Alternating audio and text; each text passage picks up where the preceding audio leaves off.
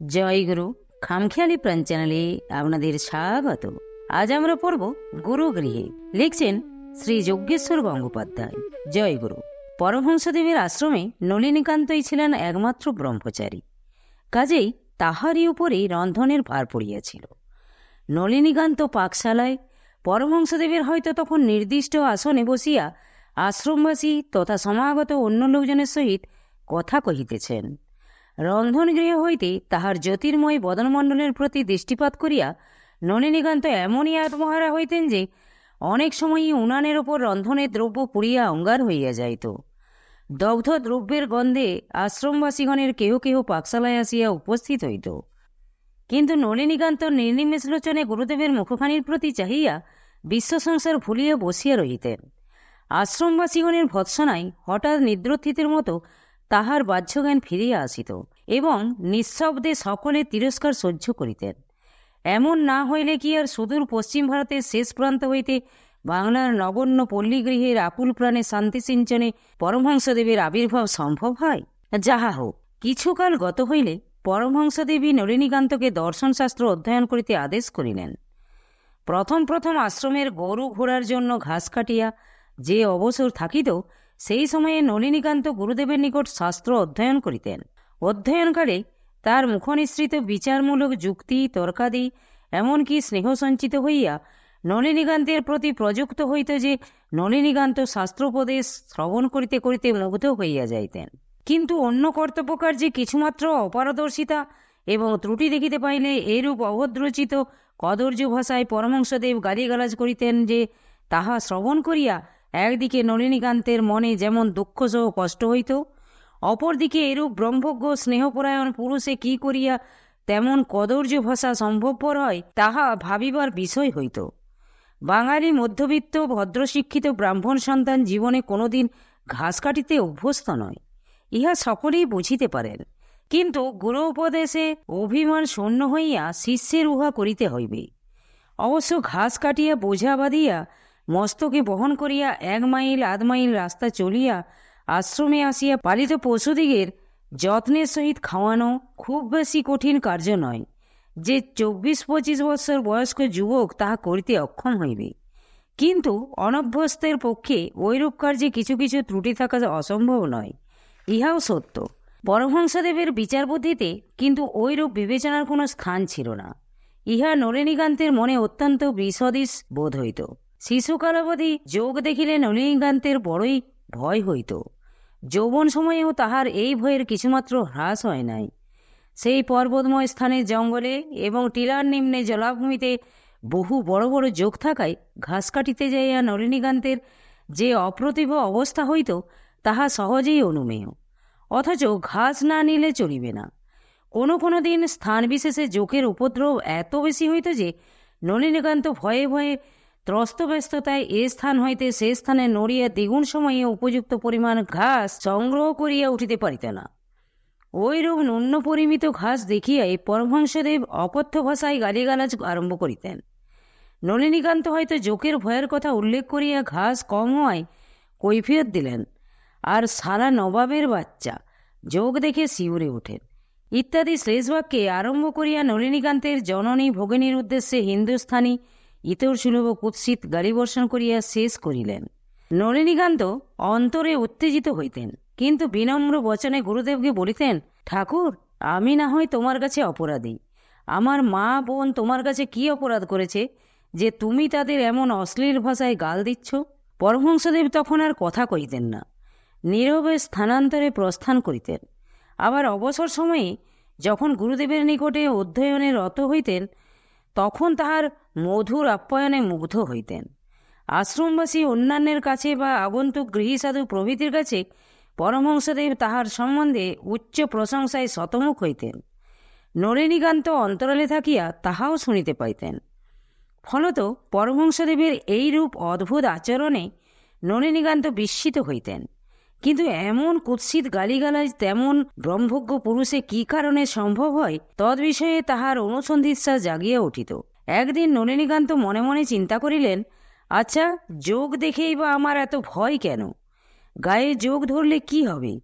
মরব না, এটা ঠিকই, তবে যোগের ভয়ে গুরুকার্য পূর্ণভাবে করতে পারবো না, এটা আমার পক্ষে উচিত নয়। আর গুরুকার্য করতে গিয়ে মরেই যদি যায়, তাতে আমার লাভ ছাড়া তো ক্ষতি নেই। এরূপ চিন্তা করিয়া পরদিন নলিনীকান্ত যোগ পরিপূর্ণ ঘাসবহুল স্থানে স্বচ্ছন্দভাবে উপবেশন করিয়া রগলগ করিয়া অগ্রসরে উদ্ধত যোগসমূহের প্রতি ভ্রুক্ষেপ না করিয়া ধীর স্থির অন্তঃকরণে ঘাস কাটিতে আরম্ভ করিলেন। সেদিন যোগগুলি তাহার গায়ে লাগিয়া গুটাইয়া যাইতে লাগিল।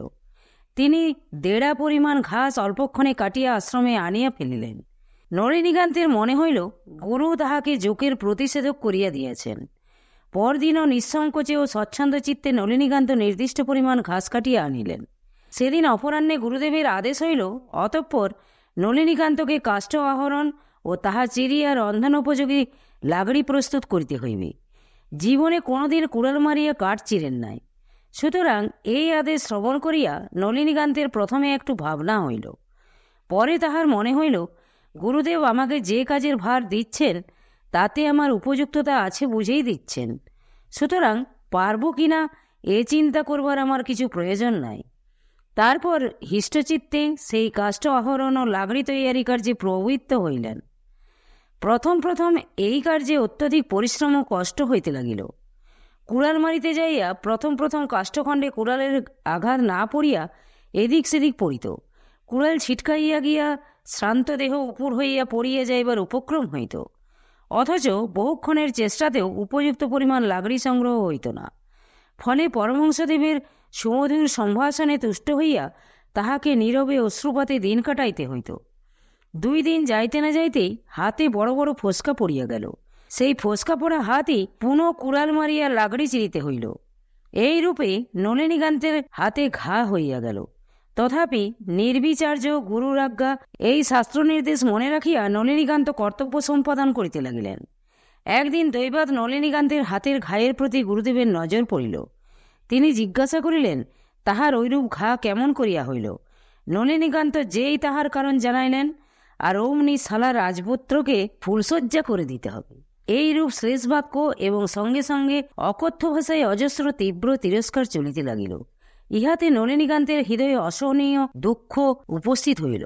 বিশেষত যখনই গালিবর্ষণ আরম্ভ হইত, তখনই যে তাহার মাতা ও ভৌণীকে উদ্দেশ্য করিয়া হিন্দুস্থানে ইতর অশ্লীল বাক্যের প্রয়োগ হইত, তাহা নলিনীকান্তের অভিমানকে নিদারুণভাবে আঘাত করিত। সেদিনকার তিরস্কার তাহার নিকট অসহ্য বোধ হইল। সাধু বা মহাপুরুষ এরূপ অকথ্য ভাষায় কি করিয়া গালি দিতে পারেন, তাহা নলিনীকান্ত কিছুতেই বুঝিতে পারিলেন না। অতঃপর আশ্রম ত্যাগ করিবেন এইরূপ সংকল্প তাহার মনে উদিত হইল। পরমহংসদেবের আশ্রমে যাহারা ছিলেন, তাহাদের মধ্যে ব্রহ্মানন্দ নামক জনৈক সন্ন্যাসীর সহিত নলিনীকান্তের আন্তরিক হৃদ্যতা জন্মিয়াছিল। অবসর সময়ে তাহার সহিত নানারূপ সৎপ্রসঙ্গ এবং শাস্ত্রীয় বিচার হইত। সেদিন নলিনীকান্ত ব্রহ্মানন্দজির নিকট তাহার মনোভাব প্রকাশ করিয়া কহিলেন, না হয় রাস্তায় গাছতলায় পড়িয়া থাকিয়া গুরুজির চরণ ধ্যানে জীবনপাত করিব। তথাপি কদর্য গালিগালাজে তাহার উপর আমার এমন অশ্রদ্ধা আসিবার সম্ভাবনা রাখিব না। দূরে প্রস্থিত থাকিলেই যদি তাহার প্রতি আমার শ্রদ্ধা ভক্তির সমতা রক্ষিত হয়, আমি তাহা হইলে তাহাই করিব। কাছে থাকিয়া মনের ভাবান্তর আসিতে দিব না।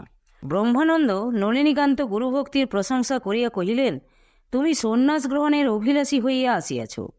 গুরু চিরকালিয়া গুরু থাকিবেন। তুমি সন্ন্যাসী না হইলেও তিনি তোমার গুরু, সন্ন্যাসী হইলেও তিনি তোমার গুরু। কিন্তু সন্ন্যাস গ্রহণ করিতে হইলে তোমাকে তদ্রূপ উপযুক্ততা লাভ করিতে হইবে। সন্ন্যাসী মৃত জীব, তাহার মৃত্যু হইয়াছে। এইরূপ সংস্কার আনিয়া দেহানুকল্প কুশপুত্তলিকা দাহ করিয়া শ্রাদ্ধ তর্পণ ইত্যাদি করিতে হয়। অতঃপর জাগতিক কোনো ব্যাপারেই তাহার চিত্তে বিকার উপস্থিত করিবে না। এইভাবে তাহাকে গঠিত হইতে হইবে।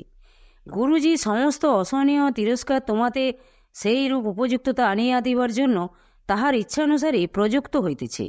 অভিমান মানুষের প্রবল শত্রু।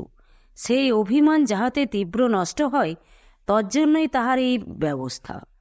আশ্রম ত্যাগের সংকল্প কদাপি করিবে না। সম দম তিতিক্ষা এসব মুখের কথা নহে, পরীক্ষা দ্বারা ইহাদের অধিকারে নির্ণয় হয়। মুহূর্তের অবিবেচনায় পরম লাভের সর্বনাশ করিলে পরিণামে নিজেই অনুতপ্ত হইবে। গুরুজির সমস্ত ব্যবহারই তোমার নলিনীকান্তত্ব নাশ করিবার জন্য, যাহাকে ভিত্তি করিয়া তোমার সন্ন্যাস হইবে। নলিনীকান্ত কহিলেন, অকথ্য গালিগালাজ না করিয়া অন্যভাবে কি তাহা হইতে পারে না? ব্রহ্মানন্দ কহিলেন, তুমি নলিনীকান্ত, তোমার মা, তোমার ভগিনী, এই রূপ তোমার পূর্ণ অহং বা মমত্ববোধ রহিয়াছে বলিয়াই তোমার মা ভগিনীকে গালি দিলে তোমার লাগে। অন্যের মা ভগিনীকে গালি দিলে তো তোমার লাগে না। তুমি সন্ন্যাসী হইবে, তোমার ওইরূপ মমত্ববোধ থাকিলে কিরূপে তাহা হইবে? এই সমস্তই পরীক্ষা। আরেকটা কথা, গুরুজি ব্রহ্মজ্ঞ মহাপুরুষ, কিন্তু তাহার পূর্বাশ্রমের স্বভাব একেবারে নষ্ট হয় নাই, তা হয়ও না। পরস্পরের স্পর্শ করিলে যে আকারেই হোক না কেন সকলেই সোনা হইয়া যায়, কিন্তু প্রত্যেকেরই নিজ নিজ স্বতন্ত্র আকার থাকে। সেইরূপ ব্রহ্মজ্ঞান লাভ করিলে মূলে সকলে এক হইয়া যায় বটে, কিন্তু ব্যবহারিক জগতে সকল মহাপুরুষেরই আপন আপন সংস্কার ও স্বভাব অনুযায়ী ব্যবহার দেখিতে পাওয়া যায়। বাহ্যিক স্বভাব একেবারে নষ্ট হয় না। তুমি গুরুজি মহারাজের পূর্ণ জীবনের ইতিহাস অবগত নহ, কাজেই ইহা তুমি বুঝিতে পারো না। গুরুজি মহারাজ পূর্বজীবনে সৈনিক বিভাগে হাবিলদার ছিলেন। কাবুলের দোস্ত মোহাম্মদ ইংরেজের বিরুদ্ধে যুদ্ধ ঘোষণা করিলে ইনি প্রদেশ রক্ষণে নিযুক্ত ছিলেন। এই সময়ে দৈবাত রাত্রিকালে এক পর্বতের গুহায় ইনি এক মহাপুরুষের কৃপা লাভ করেন। তৎপর তিনি সৈনিক বৃত্তি পরিত্যাগপূর্বক সাধু হইয়া সাধনে প্রবৃত্ত হন এবং ক্রমে ব্রহ্মবিদ হইয়া ওঠেন। সৈনিকের স্বভাব ইহার একেবারে নষ্ট হয় নাই, কাজেই ব্যবহারিক ক্ষেত্রে তাহার সেই স্বভাব আসিয়া পড়ে।